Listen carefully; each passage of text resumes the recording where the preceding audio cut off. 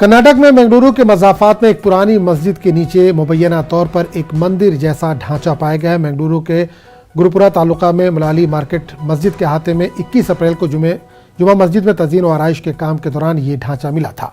विश्व हिंदू परिषद के लीडरों ने जिला इंतजामिया से अपील की है कि जब तक दस्तावेजात की तस्दीक नहीं हो जाती तज़ीन व आराइश का काम रोक दिया जाए।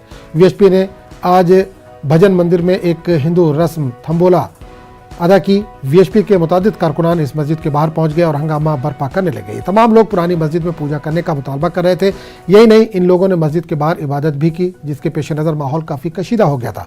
इसको देखते हुए बेंगलुरु के मलाली में वाक़ जुमा मस्जिद इलाके में दफ़ा 144 नाफिज कर दी गई है।